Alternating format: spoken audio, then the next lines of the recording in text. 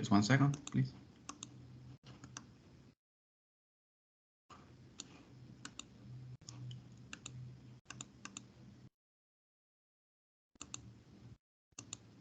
You see my screen?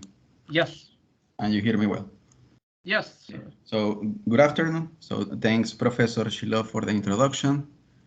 I will discuss about my research, so what I did on my PhD. I have the defense next Friday, 16. In the defense of next Friday, 16, actually, I understand that it will be very short presentation, 15, 20 minutes. This is why I accepted the invitation from Professor Hulio to discuss here in a more extensive way than on the defense. So I will take a bit of more than 20 minutes, of course, so we can discuss a bit more. Okay, so I go to the concrete research. So my research was about modeling and validation of trading systems using Petri nets. Now, what are trading systems? To fix on a definition, because if you Google, or so if you look in the literature, you can find different definitions or different platforms. So let's fix on this one. So we have a distributed system that consists, it's a software platform, so we have two components. On the right side, we have the trading platform, the software. And in the left side, we have multiple agents that communicate with the platform. So notice that the interaction between the agents is somehow like indirective. So Ben and Sam send messages and receive from the platform in such a way to trade. One of the main objects or the main elements of this system are the orders. So for example, the agents send orders to indicate what to trade, so securities. So securities can be shares of companies. Which quantity? So you see we have attributes so for these objects, for these orders. So we have from which company I want to buy shares, how many stocks of this share, at which price, and in which side I am. So am I buying or am I selling? And there are different, so if you see in the right side of the image, there are so-called order books when these orders are going to be inserted. So for every kind of how to say, of security, an order will go to the order book. So as many kind of securities we trade on the system, different kind of order book. So you are buying securities from ruSTEP. So all of such objects, orders that want to buy or sell from ruSTEP go to this order book, and so on and so forth, if you want to buy or sell shares of other companies. Now, what's the idea? That the domain experts, they want to seek, so it was interesting to seek how novel approaches for validating trading systems, and more precisely, how to detect deviations. Deviations I define as follows. So a very concrete difference between the real system and the specification. So it's really this system behaving as the specification of it. So we need some documentation and compare. So compare real behavior versus expected behavior. If someone is interested to get more in detail about this domain, specifically this book, it's a bit old, so it already has 20 years, but it's very useful. Before doing my PhD, I had no knowledge on the domain, and this book, it's very useful for it, about trading and exchanges by Larry Harris. Okay, so I mentioned validation. Validation can be, so in the way that I define, it can encompasses different model-driven techniques for analysis and of distributed systems. So what do we have? We have simulation and performance analysis. So how we can run a system model and analyze key performance indicators. Verification. So to check whether a system model meets a given specification. Sometimes, or most of the times, I know that it's given by some formula, LTL formula, for example. And we will focus actually on process mining. That is a data science discipline which allows to do actually what we want, to compare real behavior observed in logs against modeled behavior. And we will build process models to make this comparison. So how I organized the way to validate trading systems using process mining. So on the left side, we have the trading systems. Again, we have the agents communicating with a platform via messages. We need to filter the messages and to understand. So why it's good, the messages? Because they encapsulate the real behavior of the agents and the platform, what they did. we need to make some filtering. So in which kind of particular process, because there can be many processes in the system. So we need to focus in which kind of process we are going to focus. So, okay, we pick a process and then we have an event log. In the event log we have, in this event log, we are studying a particular process. And this event log is composed by cases. Each case is an execution of the process. For example, the process of trading in an order book. And each case has an ordered sequence of events. We will see more this on detail later. On the right side, as I mentioned, we have the specification of the trading system. So how the system should behave. And again, we shall focus on a particular process of the system. And we carry out formal modeling of the system. And then we have a process model. And conformance checking is a particular family of process mining methods that will allow us to compare these two items, these two inputs. The event log, so how was the real behavior of the process? Again, the process model. So what do we expect from it based on modeling based on the specification?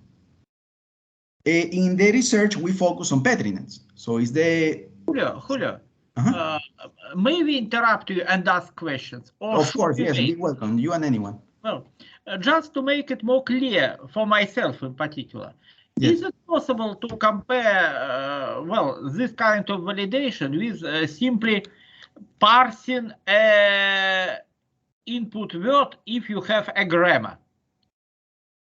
With a grammar, so for example, event log is input word, right? And you have some, for example, finite automata that parse this word and certify correct or incorrect. Or if it is incorrect, find a deviation. Okay. So what is important here is the level of expressibility of the formal model that you choose, because I understand that maybe formal grammar, because we can translate into automata, may allow us to some extent to model the control flow. So this activity was executed before another. So I know that this is possible with a simple automata. But then there are more characteristics, more complex characteristics. And this is actually part of my thesis. So which should be the concrete model to use? In particular... No, thank you. I understand. Thank you. Please continue. Yeah. So in particular, so why we choose Petri nets? That one of the benefits of Petri nets over automata is the ability to represent concurrency of states. In automata, the state of an automata relies on a single node. Here in Petri nets, the state of this model relies on the distribution of tokens. This can represent control threads. So for example, if we have only one token in the source, so we may abstractly think that this is the initial state. But then also we have another components or other kind of nodes in this bipartite graph. We have transitions, which are the squares, the boxes. They can represent, for example, process activities.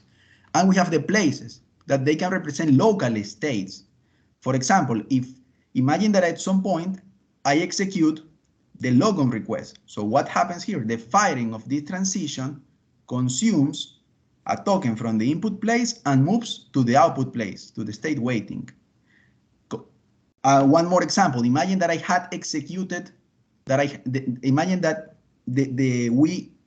that transition logon request fired and produced a token in waiting. So that means abstractly that the process is now waiting. And now it can execute either logon error or logon. Let's suppose that it executed a logon. So this means the firing of transition logon that will consume a token from waiting and will produce now 2 tokens.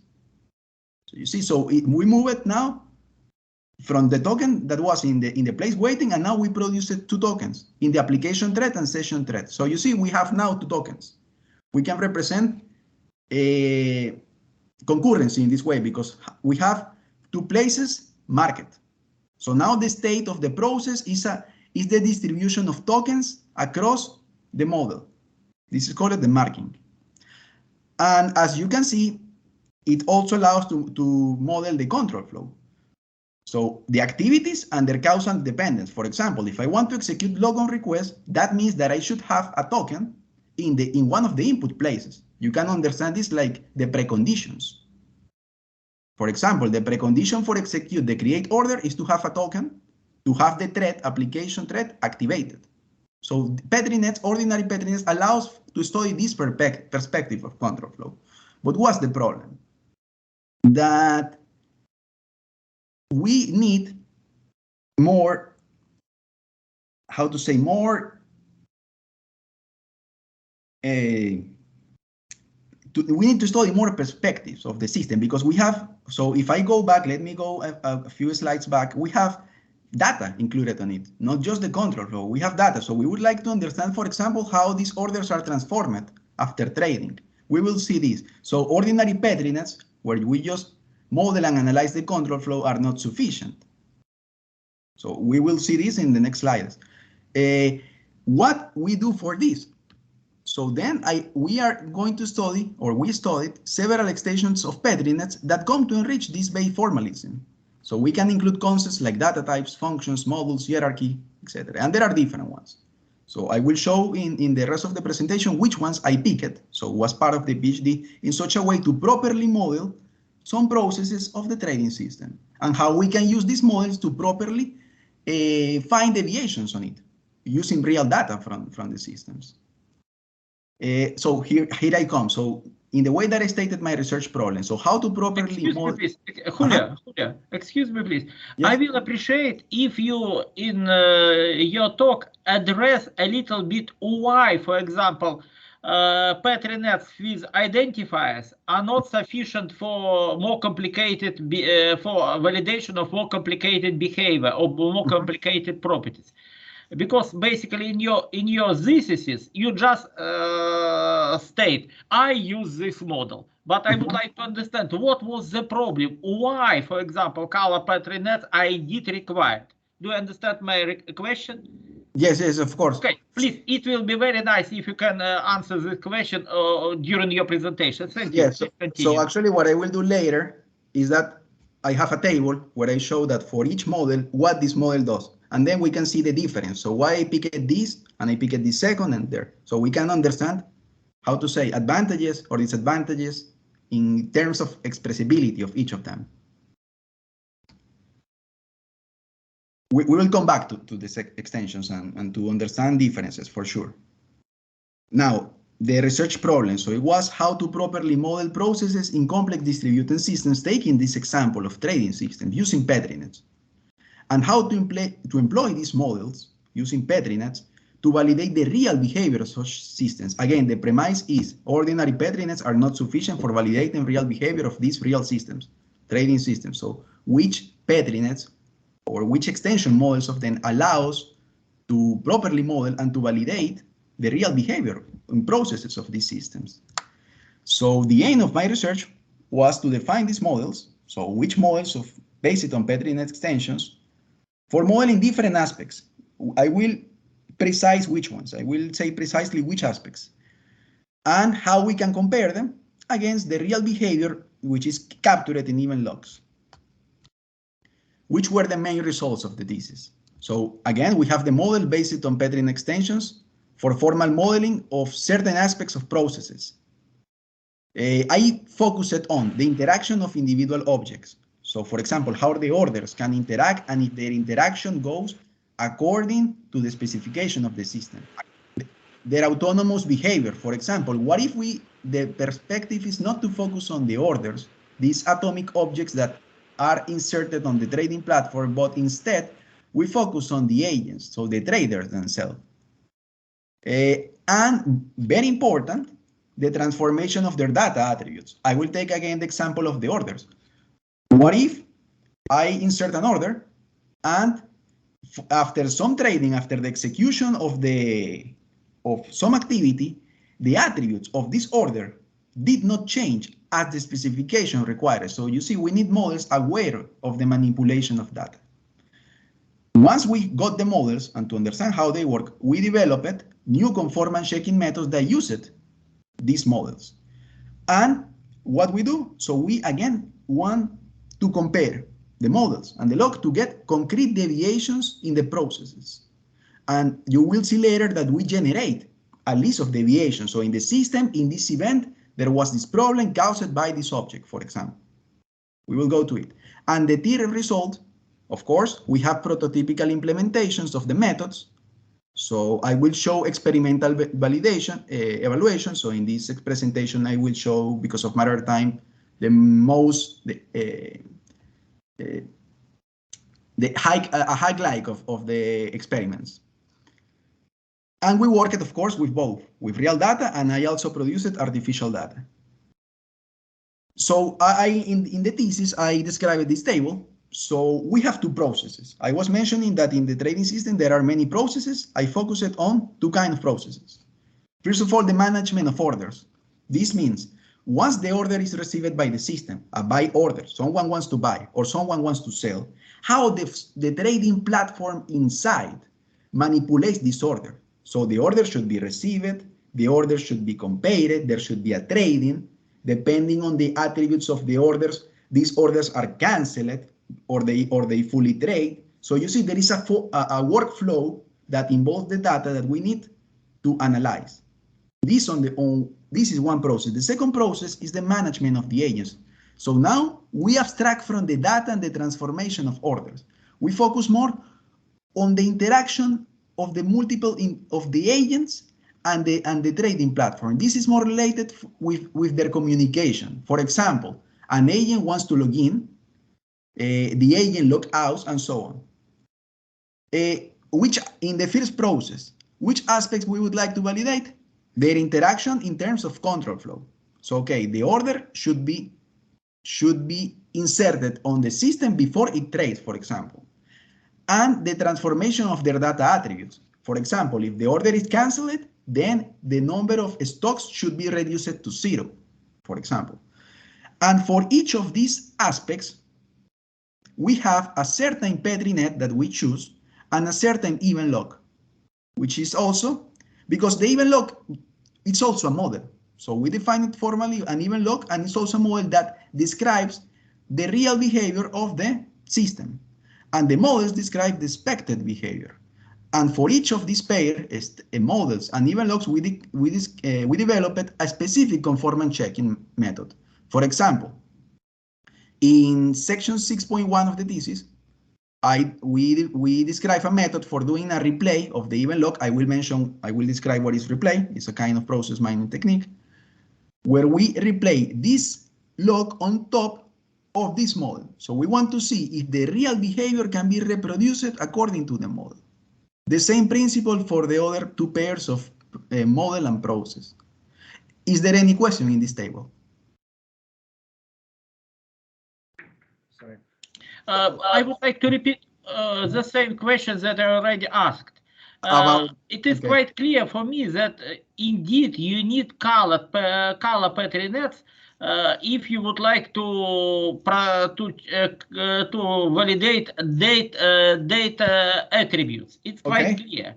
But still, I believe that, for example, for validation orders of management of orders, it is maybe sufficient just ordinary Petri nets, not Petri nets with identifiers. But maybe it will be not so concise.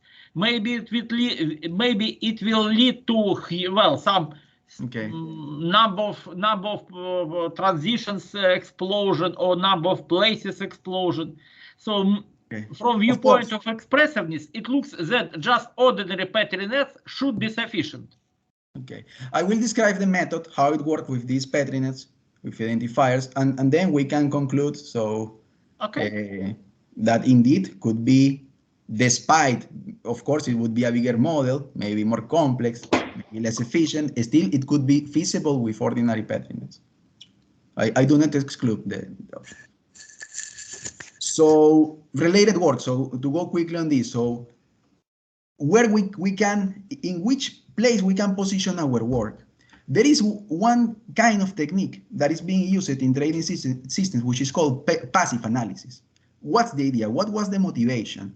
There are data science methods So the idea here is to use data science methods to analyze the real behavior of distributed systems, such as trading systems, on the basis of logs.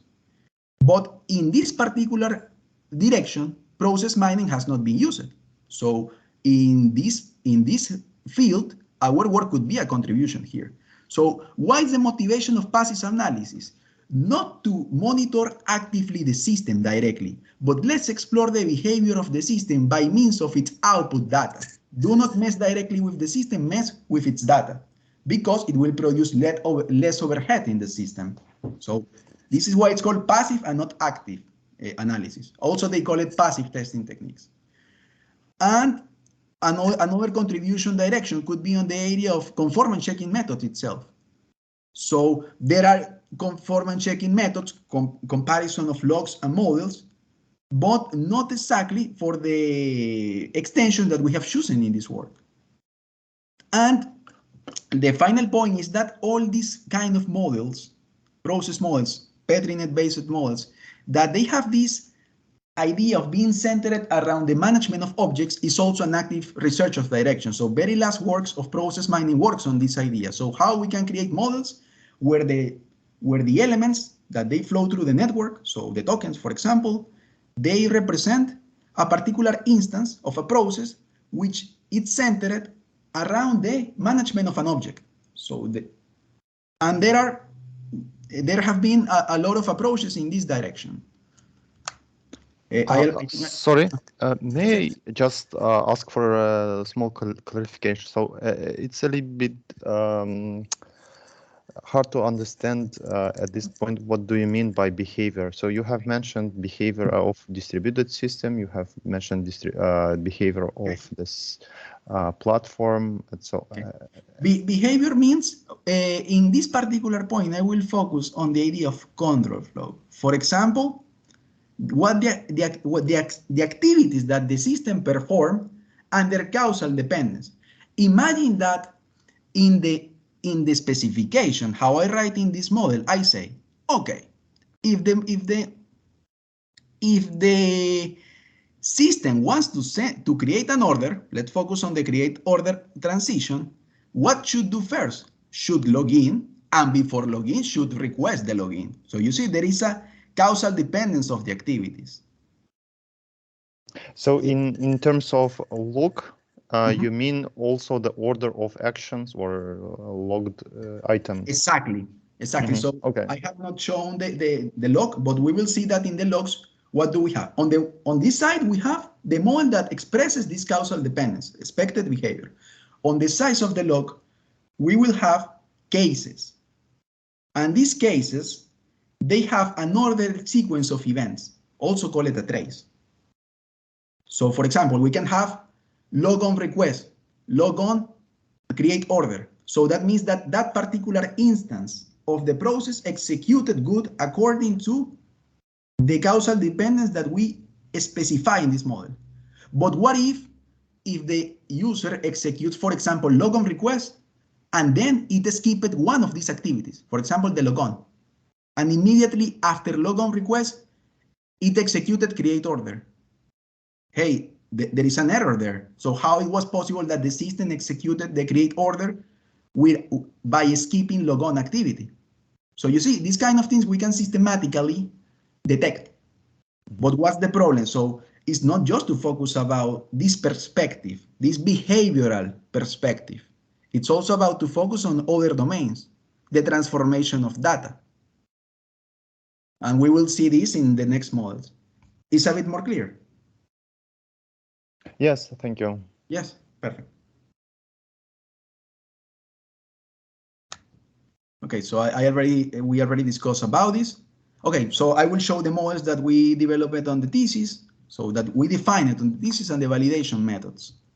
So in the first model that we use on the thesis is the idea of PetriNet by identifiers. Of course, this is not, how to say, this was not invented by me. So there are researchers that work with this kind of PetriNets. But what we did, so what is important here, that we defined specific constraints for this model. First of all, so I did not mention, PetriNet with identifiers is the idea that the tokens, they will represent individual objects. How we do that? The tokens, they carry like names, individual names, distinguishable. S1, S2, B1, B2. Another important point is that they are typed. So they have types associated. So in this particular example, we have two types, OS and OB. OS means the sell orders, and OB means the buy orders. So you see, this is why I color them. And each of them, they have a particular flow. So S1, S2 move from P2 to P6, B1 and B2, the buy orders should move from P1 to P5. And there are interaction points. For example, transition E is a trade. What are the particular properties? So we define it to constrain this model, to make it practical for our problem. We define it conservative workflow nets for this Petri net with identifier. So what does it mean that the net should be conservative and a workflow? Conservative means that the tokens cannot duplicate or disappear. So we in the thesis, we formally define it, the model in such a way that whenever the transitions fire means consume tokens and produce the tokens. The model should have been defined in such a way that the tokens will not disappear or be duplicated. And Julio, sorry. As I understood from your thesis, basically conservative Petri nets is a well-known concept, but you are the first who defined conservative version of colored Petri nets. Is it correct? Yes, there might be. So I cannot say that. At least you are not aware. At least you are not aware. Exactly. Okay. To the best of my knowledge. There might be words that for some colored nets, they also defined some notion of conservative, because I know also that there can be slightly different notions of conservative, but all of them go to this idea of no duplication of objects, of the token, sorry. And these are natural constraints of the system, because you see in the event logs, we will have individual identifiers, for example, of the orders. So if I have order B1 in the event log, in the real behavior, and I have two tokens in the model, so how can I make this mapping? You see? So I need to provide a one-to-one mapping between one active token that represents an object in the model and one particular object that is being manipulated by the real system. The same with disappear. So you see, the idea is that here we need to get all the distinguishable tokens from initial places to final places. And this also comes the idea of workflow. For every type, we have distinguished pairs of sources and sinks. And naturally, for every pair, source and sink, P1, P5, P2, P6, there should be a path such that all places are of the same type. This guarantees that we can move all the tokens, for example, from P1 to P5 or from P2 to P6. This example is very simple, but it allows actually to explain the idea of it. Now the traces. Now in this case, the trace, it represents the real behavior. Again, with a simple example, it will allow us to describe how the method works. What's the idea of conformance checking? The method we developed for this model of Petri nets with identifiers and this event log. This trace where the events, so the events are in rows. This means activity A, activity E, activity E, activity B. So we have 4 events. On the right side, we have the distinguishable elements that they were involved in the execution of that event. For example, in event A, we execute something happened with object B1. In event E, something happened with object B1 and S1. How the method works. The idea is to execute the model according to each event of the trace. For example, if we execute, so we look through the trace. So a particular execution of the process. We see, okay, it was executed activity A with involving object B1. So we need to look in the model and to see B1 is really available for execution of A. This means more formally to look if in one of the input places of the transition A that represents activity A, B1 is there. So it's possible, yes. So then in this case, we execute. So that means that it was executed, the model, actually as the real behavior, as the event log describes. But it may happen that sometimes there are deviations. This is what we want to detect. In the next event, what happened? So we are on E. Activity E says, you should execute transition E having two tokens to consume, B1 and S1. But it happened that when we reached this event in the state of the model, the token S1 was not there in the input place before. That is reserved for the sell orders. So that means that on the side of the system, there wasn't a deviation. So here we detected a deviation, but we would like somehow to continue the replay, the execution in the model. So we allow this deviation to happen, we register it, and we will perform what I call a jump. So we will move the token S1 from wherever the model is, in the model is, for example, in P2, and we will move this token from P2 to P4 in such a way to force the firing of transition E. So this means to force the model to execute as incorrectly the real system did. And we can, as an addition, so our goal is to detect all these kind of deviations. But as something additional, we can define fitness metrics to measure compliance of the process, as we observe in the trace. This is a simple ratio. We can extend it. So what's the idea? This will be just 1 minus the how many tokens jumps you did and how many transfers, so consumptions and productions of tokens of the model you did. Again, this is just like a, how to say, a quantitative measure to understand to which level, to give an idea to which level or to which degree the behavior observed in the log conforms the model.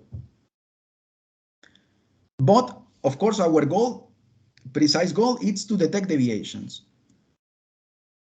Another thing is that you can see these jumps like we can think about the metaphor of desired lines. So, for example, when an object is not following a precise path in a map, or people or cars, so this allows when during the replay these tokens perform these jumps, it allows to see the desired lines that are moving through these different objects. So we see that, for example, B2 did not move through A as we expected. Instead, it skipped the transition, the execution of this activity, and it moved from P1 from P3. So when E was executed involving B2, there was a deviation. How you can execute activity E involving B2 if B2 did not before execute activity A?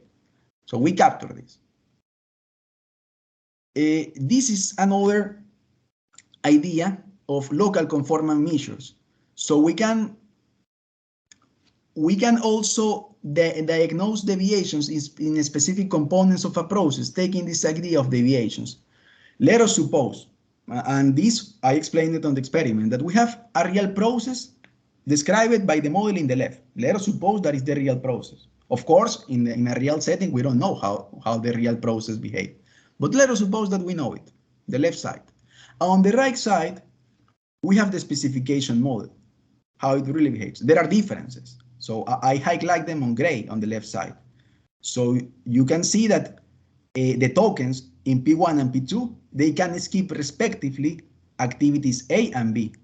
Moreover, in place P4, we can endlessly, so with an unrestricted number of times, to involve the execution of a sell order, the one that we will put in P4.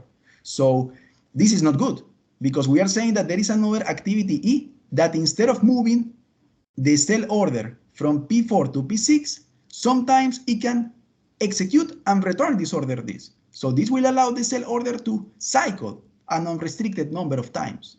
This is also a deviation. So what we can do, we can take a trace of the real system. Let us suppose, again, let's look in the left side, 10 orders, 10 buy orders, 10 sell orders. The system executed. We took the trace to understand the real behavior of the process. We have the model, the specification model. We also put it. When we output the deviations, by this idea of the jumps that I previously mentioned, we can show where these desired lines were formed. So 5 times, so 10 objects. We had 10 objects in total, but 5 of them did not execute activity A and skipped it. Similarly, they didn't execute activity B. So my message here is that we can use this idea of the jumps to show a specific local conformance measures on the input model to understand where are the problems, where are the specific deviation points. Now, in that model, we only focus on the interaction of multiple objects. So we have the different sell orders, the different buy orders. What happens when we also want to focus on the transformation of their data? So now is that I move to colored Petrines. Here is now the tokens will not be just, will not only carry an identifier, but they will have tuples. So they will carry tuples. For example, in P1, the blue token represents, for example, identifier B1. So by order, identifier B1, submitted in time 1, wants to buy at $22, 5 stocks. And similarly, we also have tokens, in this case, sell orders, in the other side.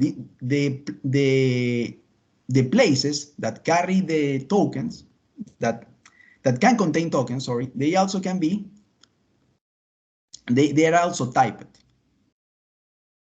And then what's the idea? So I will move.